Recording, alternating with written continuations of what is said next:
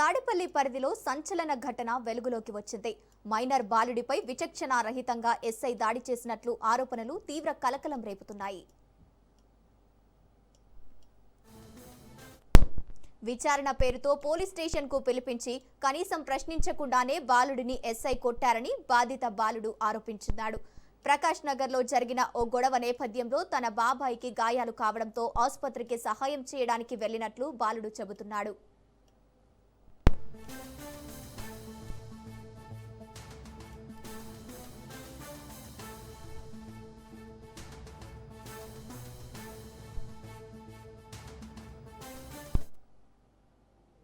అయితే అనంతరం స్టేషన్ కు పిలిచి సంతకాలు చేయాలని చెప్పి దాడి చేశారని ఆవేదన వ్యక్తం చేశారు.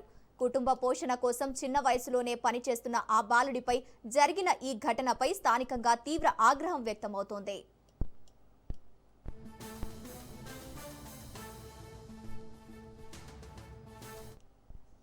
ఇక ఇదే ఎస్ఐపై గతంలోనూ పలు ఆరోపణలు ఉన్నాయని సమాచారం. తాడేపల్లి పోలీస్ స్టేషన్లో న్యాయం కోసం వెళ్లిన ప్రజలకు న్యాయం దక్కడం కాదు కదా, లేనిపోని కేసులు పెడతారని స్థానికులు ఆరోపిస్తున్నారు.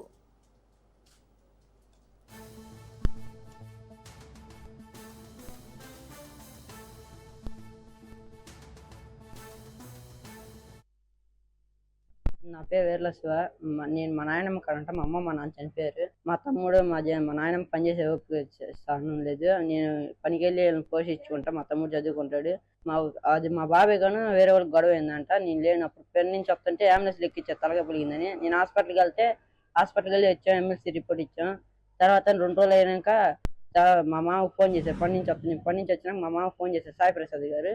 ఫోన్ చేసి అరే శివగా, నిన్ను స్టేషన్కి రమ్మన్నారా ఎస్ఐ గారు, సంతకాలు పెట్టి పంపిస్తారంట అంటే వచ్చాం. వచ్చి ఏం అడగకుండా మమ్మల్ని నన్ను లోపల తీసుకెళ్ళి అటు వరకు అటు కొట్టేశారు సార్. సాయి ప్రసాద్ గారు ఎస్ఐ గారి పేరు. కర్రకి లబ్బర్ ఉంది, సాయి ప్రసాద్ గారు పిలిచారు. లోపల తీసుకెళ్లి కర్రకి లబ్బర్ ఉంది, దాన్ని పెట్టి కొట్టారు సార్. అరికాలు కొట్టి చేతుల మీద ఎట్టబడితే కొట్టారు సార్. జట్టు పట్టుకుని కూడా కొట్టారు.